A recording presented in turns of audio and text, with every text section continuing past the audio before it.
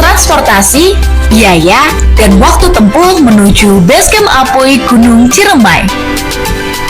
Pertama, dari Terminal Harjamukti Cirebon menuju Terminal Rajagaluh Majalengka, kalian bisa naik Elf dengan tarif sekitar 20 hingga 25.000 rupiah dengan waktu tempuh kurang lebih 2 jam.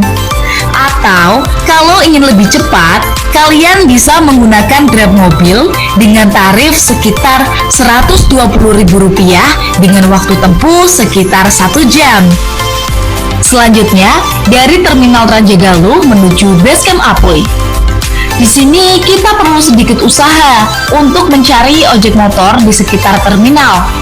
Selain ojek motor, sebenarnya ada juga opsi ojek mobil sayur. Tapi, biasanya hanya tersedia di waktu tertentu. Bahkan, bisa sampai malam hari. Kami memilih menggunakan ojek motor dengan tarif sekitar Rp80.000 dengan waktu tempuh hampir 90 menit untuk sampai ke Basecamp Apoy. Rute pulang. Dari Basecamp Apoy, kami naik ojek mobil menuju kantor Kelurahan Argamukti atau biasa disebut Basecamp milik Pak Aep dengan tarif Rp50.000. Kemudian, naik mobil dari Argamukti ke Terminal Maja dengan tarif Rp35.000 aja. Dari Terminal Maja ke Kadipaten, kami menaiki Elf dengan tarif sekitar Rp15.000. Dan terakhir, dari Kadipaten menuju Stasiun Cirebon, kami menggunakan Grab mobil dengan tarif sekitar Rp240.000.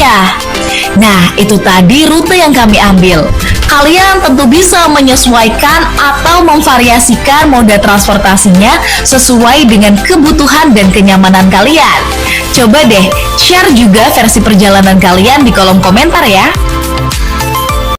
Untuk biaya lain-lain selama pendakian di Gunung Ciremai, ada beberapa hal yang perlu kalian siapin nih.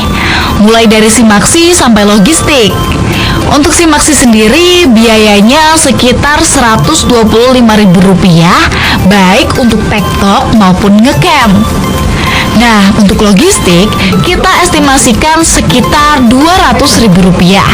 Tapi perlu kamu ingat ya, biaya logistik ini bisa beda-beda, tergantung dari menu dan kebutuhan kalian selama di gunung.